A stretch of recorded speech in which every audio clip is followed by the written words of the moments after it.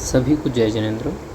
आज हम श्रावकाचार्य के इस क्रम में अभी तक हमने क्रमशः 2 वीडियो के माध्यम से 20 श्लोकों का अध्ययन पूर्ण कर लिया है। आज हम 21वें नंबर के श्लोक का यानी इस वीडियो में हम 10 श्लोकों का अध्ययन करेंगे 21 से 30, है ना। तो सर्वप्रथम जो सबसे पहला और जो पूर्व के जो श्लोक है वो हमने पहले पढ़ लिए हैं, जिसे आप देख सकते हैं। तो श्रावकाचार्य का श्लोक नंबर 21, तो इसका उच्चारण करते हैं फिर इसका अर्थ देखेंगे। नांगहीनमलं छेतुं दर्शनं जन्म संततिं नहि मंत्रोक्षर न्यूनो निहंति विषवेदनाम। तो देखिए, अभी जो आपने पूर्व के श्लोकों का अध्ययन किया था कि सम्यक दृष्टि जीव को 8 अंगों से सहित होना चाहिए, निःसंकेत निःकांक्षित आदि। तो वह जो अंग हैं, अगर कोई ऐसा प्रश्न करे कि अगर कोई उन अंगों से युक्त ना रहे अथवा 7 अंगों से युक्त रहे, 1 से युक्त ना रहे, है ना, तो क्या इसमें कोई समस्या है क्या? तो आचार्य महाराज कह रहे हैं हाँ, समस्या है। जैसे आपके शरीर के अंग में से कोई एक अंग कम पड़ जाए तो दुख तो उतना ही होता है, और जो अंग है उसका सुख तो रहा दूर लेकिन दुख अधिक होगा। ऐसे ही कह रहे हैं कि 8 अंगों से सम्यक दृष्टि को 8 अंगों से युक्त होना चाहिए। अगर एक अंग से भी वह कम है तो वह आपके सम्यक्त में दोष लगा सकता है। तो कह रहे हैं ना अंगहीन मलम, अंगहीनम यानी अंग से हीन, जो 8 अंग कहे थे उन अंगहीनम, उन 8 अंग से हीन, मलम छेतुम ना। देखिए कैसा अर्थ निकलेगा, ना यानी नहीं, अंगहीनम अंग से हीन, अलम छेतुम, अलम का मतलब समर्थवान नहीं है, छेतुम यानी उसका छेदन करने में, मतलब वह जो अंग कहे थे उन अंगों में से एक अंग से भी हीनम, जो हीन है वो, अलम का मतलब होता है पर्याप्त, तो यानी वो समर्थ अथवा पर्याप्त नहीं है छेतुम यानी छेदन करने में। तो किसका छेदन करने में? तो दर्शनम जन्म संततिम, जन्म संततिम का मतलब होता है कि जो हम संसार में भ्रमण कर रहे हैं, जन्म मरण कर रहे हैं, उस जन्म संतति मेरी संसार भ्रमण को दर्शनम वह, क्योंकि देखो संसार से अगर हमें दूर होना है अथवा जो संसार भ्रमण है उससे बचना है तो दर्शन यानी सम्यक दर्शन की आवश्यकता है। तो वही कह रहे हैं दर्शनम यानी वह जो सम्यक दर्शन है वो जन्म संततिम, जन्म की संतति का मतलब भ्रमण को, ना अलम यानी पर्याप्त नहीं है, छेदुम यानी छेदन करने में, यानी वह दर्शन आपका संसार भ्रमण को दूर नहीं कर सकता जो कैसा हो, अंगहीनम, अंगहीनम मतलब एक भी अंग से हीन हो। यही कहना चाहते हैं कि जो सम्यक दृष्टि तो हो लेकिन अंग से हीन हो तो वो जन्म संतति में संसार भ्रमण को नहीं छेदन कर पाएगा, यानी संसार में भ्रमण करवाता रहेगा। ऐसे फिर उदाहरण दे रहे हैं, नहीं मंत्र अक्षर न्यूनहा, मंत्र अक्षर न्यूनहा यानी मंत्र के किसी एक अक्षर न्यूनहा, अगर एक अक्षर भी न्यून हो जाए तो नाही या ना यानी नहीं है, निहंती यानी दूर कर सकता है, विष वेदनाम विष के वेदन को। जैसे किसी को सांप जो है विष अथवा उसको डस ले और अगर उसको मंत्र से उसको दूर किया जाए उसके विष को, और मंत्र का उच्चारण करते समय किसी एक शब्द को भी विस्मृत कर दिया जाए अथवा उसका प्रयोग ना करें तो विष का जो रोग है अथवा जो विष है उसको दूर नहीं कर सकता। उसी प्रकार से अगर कोई सम्यक दर्शन से सम्यक दृष्टि है परंतु उसका वो दर्शन जन्म की संतति को दूर नहीं कर पाएगा अगर वह अंगहीन, अगर एक अंग से भी हीन है। तो इस प्रकार से इसका अर्थ हुआ, है ना। देखिए अब 22वें नंबर के श्लोक में बता रहे हैं कि जैसे हमने पीछे पढ़ा था ना कि सम्यक दृष्टि जीव 8 अंगों से सहित होता है और 3 मूर्ताओं से रहित होता है और 8 मदों से रहित होता है। तो 8 अंग तो बता दिए और अंग कितने आवश्यक हैं उसकी महिमा भी 21वें नंबर के श्लोक में बता दी। अब वो जो वहाँ पर 3 मूर्ताएं कही थी उन मूर्ताओं के लिए ही एक एक श्लोक बताएंगे कि देव मूर्ता क्या है, लोक मूर्ता क्या है, गुरु मूर्ता क्या है। तो सबसे पहले यहाँ पे आपको जो आपकी लोक मूर्ता है उसके लिए पहला श्लोक देते हैं, यानी 22वें नंबर का श्लोक। तो इसका उच्चारण करते हैं पहले, आपगा सागर स्नान मुच्चय सिकतास्मनाम गिरिपातोग्निपातश्च लोकमूढ़म निगद्यते। तो कह रहे हैं ये लोक मूर्ता है, लोक मूर्ता ये मूर्ताओं से भी सम्यक दृष्टि जीव रहित होता है। तो वह जो मूर्ता हैं उनमें सबसे पहली मूर्ता जो आपकी लोक मूर्ता है वो क्या है? लोक का मतलब होता है जो संसार में प्रचलित हो गई हैं परंतु उससे कुछ होने वाला नहीं है, उसे लोक मूढ़ता कहते हैं। तो कह रहे हैं आपगा सागर स्नानम। आपगा यानी ऐसा आप देखिए, आपका मतलब होता है जल, आप हाँ ना जल, तो आपगा सागर, सागर यानी समुद्र, तो नदी सागर में स्नानम, स्नानम यानी उसमें स्नान करना अथवा नहाना। सबसे पहले नदी समुद्र आदि में स्नानम यानी नहाना।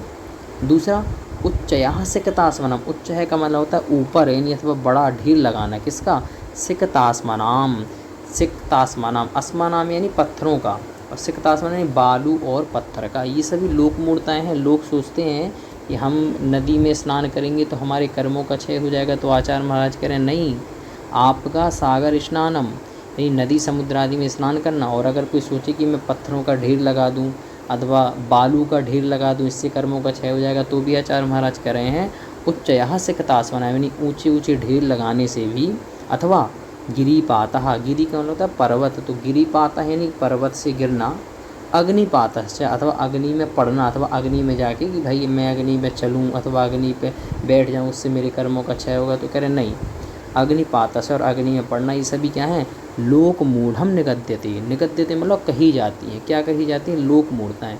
तो आचार्य महाराज ने यहाँ पे लोक मूढ़ताएँ बताई, जो क्या है, सम्यक दृष्टिजीव इन मूर्ताओं से रहित होता है। तो सबसे पहली मूर्ता लोक मूर्ता, तो लोक में प्रचलित हो गया है कि नदी स्नान से कर्मों का क्षय होगा, तो कह रहे हैं ये भी एक लोक मूर्ता है।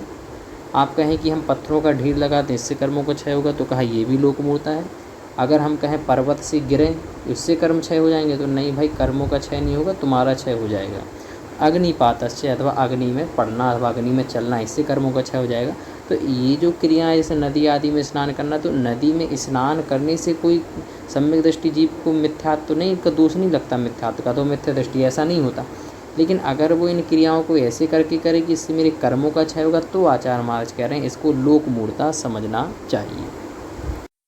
लोक मूर्ता के बाद में दूसरी मूर्ता बता रहे हैं देव मूर्ता, यानी आप ऐसे देवता को पूज रहे हैं जो स्वयं राग द्वेष से युक्त हैं, तो उसके लिए कह रहे हैं वरोपलिप्स्य आशावान राग द्वेष मलीमसाह देवता यदुपासीत देवता मूढ़मुच्यते।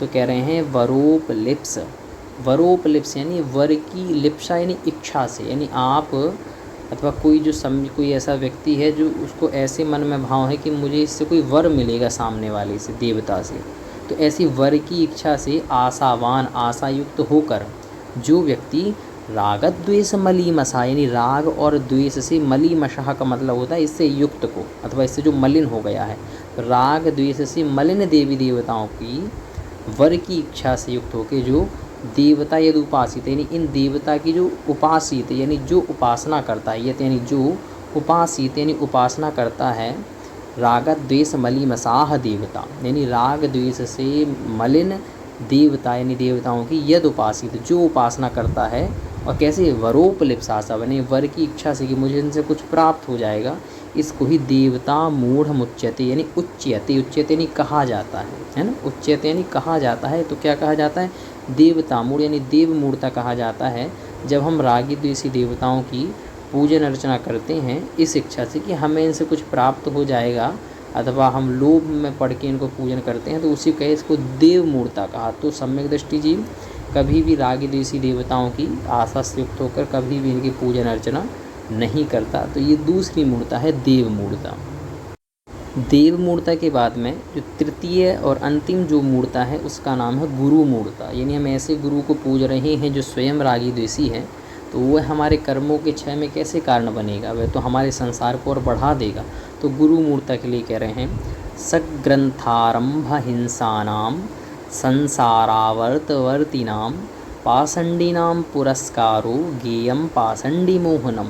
तो कह रहे हैं 24वें नंबर के श्लोक में तीसरी मूर्ता के बारे में, यानी गुरु मूर्ता सग्रंथारंभ हिंसानम। सग्रंथ, ग्रंथ का मतलब होता है परिग्रह, तो कह रहे हैं सग्रंथ और आरंभ यानी सग्रंथ का मतलब परिग्रह सहित, आरंभ सहित, आरंभ का मतलब जो घर गृहस्थी के जो कार्य कर रहा है ऐसा गुरु है ना, क्योंकि वास्तविकता में जैन सिद्धांत के अनुसार गुरु वही है जिसने घर परिवार आदि का राग छोड़ के और स्वयं अपना ऐसे निवास स्थान में रहें अथवा परिवार के राग द्वेष से दूर रहें, है ना। तो उसके लिए कह रहे हैं सग्रंथ यानी परिग्रह सहित और आरंभ सहित और हिंसानाम हिंसा सहित। सा शब्द सभी में लगा लें। सग्रंथ यानी परिग्रह सहित, स आरंभ यानी आरंभ सहित, और सा हिंसा यानी हिंसा सहित। और वो कैसे हैं? संसार वर्तवर्ती, संसारावर्तवर्ती नाम यानी संसार यानी ये जो आपका लोक है उसमें वर्तवर्ती नाम यानी जो इसको भ्रमण में कारण बनता है। संसारावर्तवर्ती नाम यानी संसार भ्रमण में जो कारण है। ये गुरु के बारे में बता रहे हैं जो ग्रंथ आरंभ और हिंसा सहित है। और कैसा है वो गुरु? संसारावर्तवर्ती नाम, संसार भ्रमण में कारण बनता है। वर्त यानी घुमाने में जो कारण बने, संसार कम नहीं करेगा। और ऐसे रागदेशी देव गुरु की उपासना करोगे तो संसार को और बढ़ा देगा, है ना। उसी के लिए कह रहे हैं पाषंडी नाम पुरस्कारो। ऐसे पाषंडी नाम यानी ऐसे गुरु की अगर कोई क्या करता है? पुरस्कारो। पुरस्कार का मतलब होता है उनका आदर सत्कार करना अथवा उनकी पूजन करना। इसको ही ज्ञेयम समझना चाहिए, जानना चाहिए। क्या जानना चाहिए? पाषंडी मोहनम। पाषंडी मोहनम यानी गुरु मूर्ता, मोहनम यानी मूर्ता।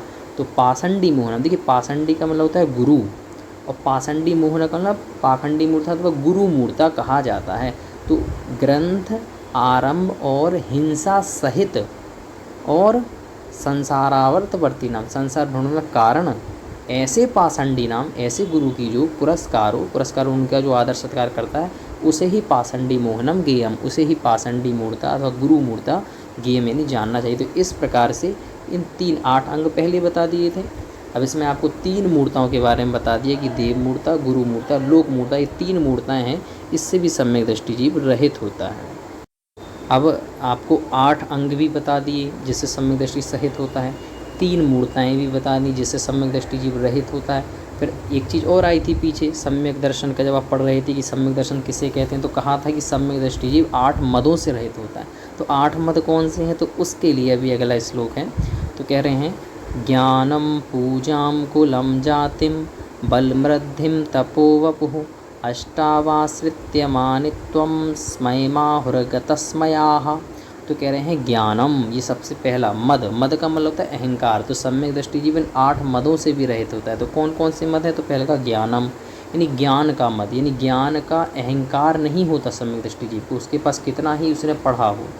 अथवा पूजाम, अगर कोई इसका आदर सत्कार करे तो उसे अब उसका भी अहंकार नहीं होता कि मुझे इतने सारे लोग मुझे क्या करते हैं? पूजते हैं। सम्यक दृष्टि अगर होगा वास्तविकता में तो उसे पूजा का भी अहंकार नहीं होगा। तीसरा क्या है अहंकार? कुलम। कुलम मतलब कुल का, कुल कहते हैं जो पिता पक्ष का जो परिवार होता है उसे कुल कहते हैं।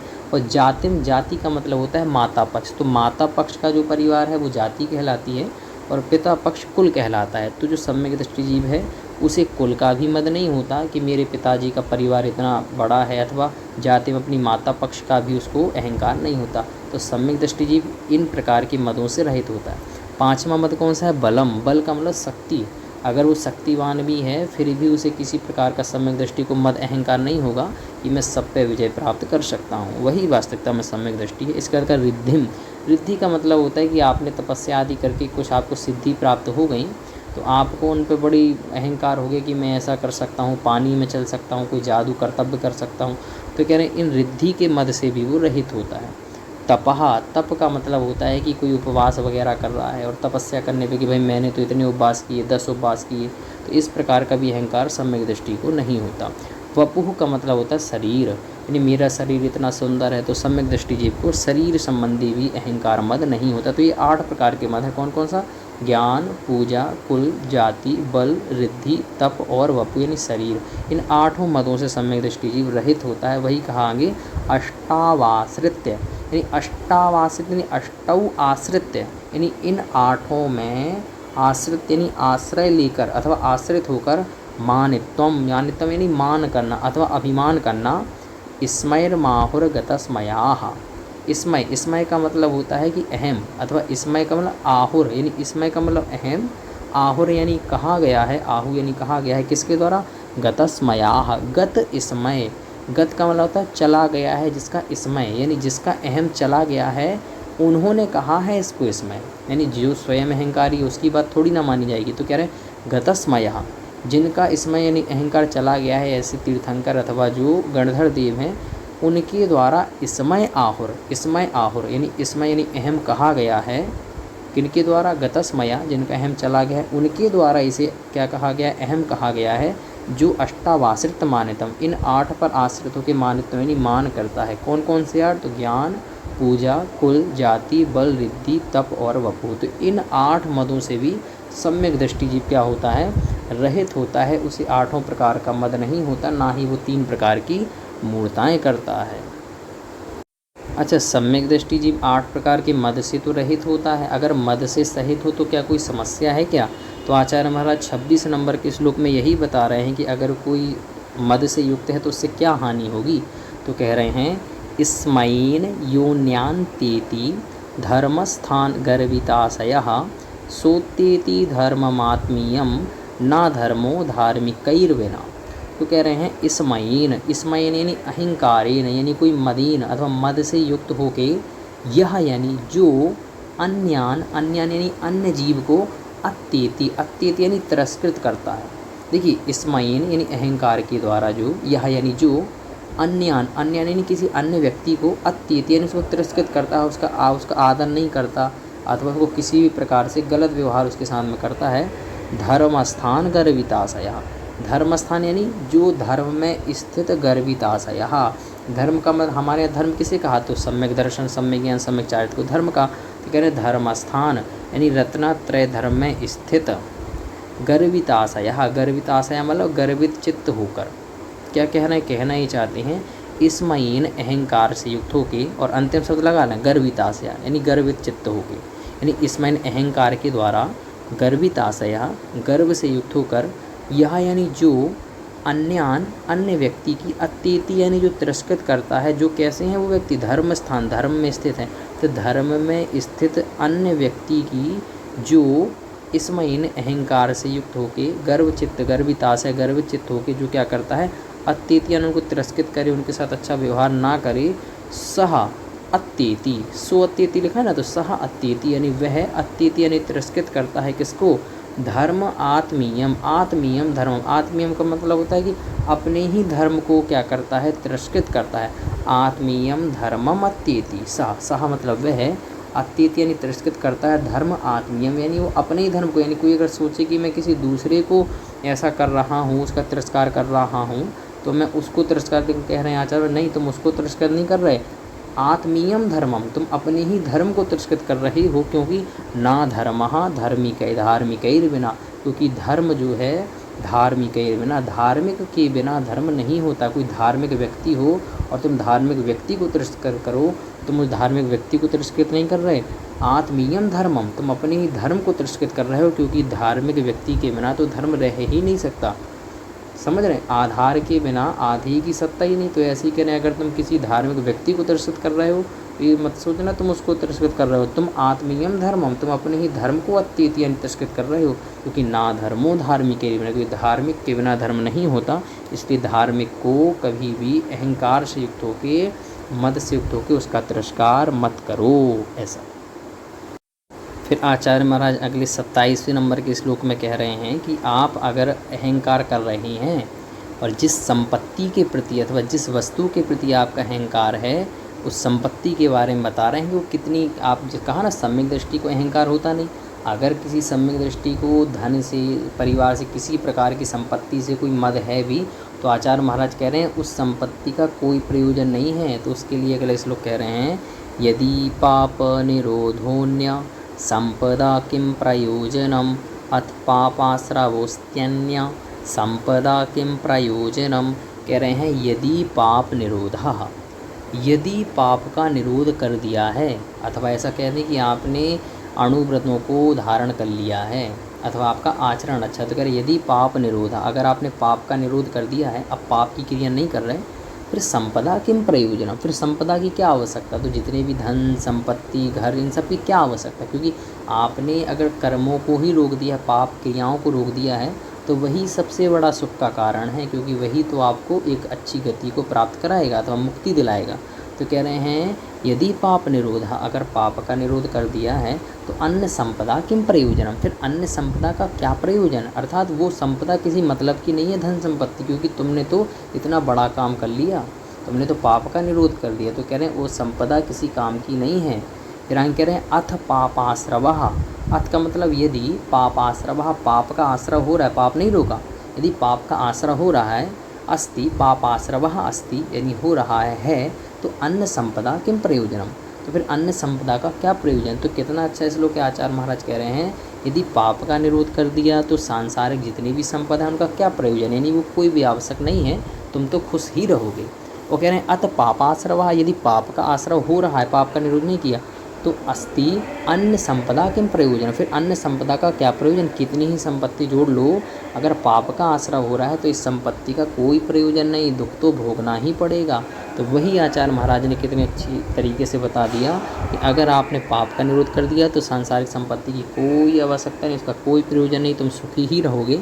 और अगर पाप आश्रव, पाप का आश्रय वस्ती यानी हो रहा है, तो फिर अन्न संपदा किम प्रयोजन, फिर सांसारिक वस्तु जितनी भी हैं वो तुम्हें सुख नहीं दे पाएंगी।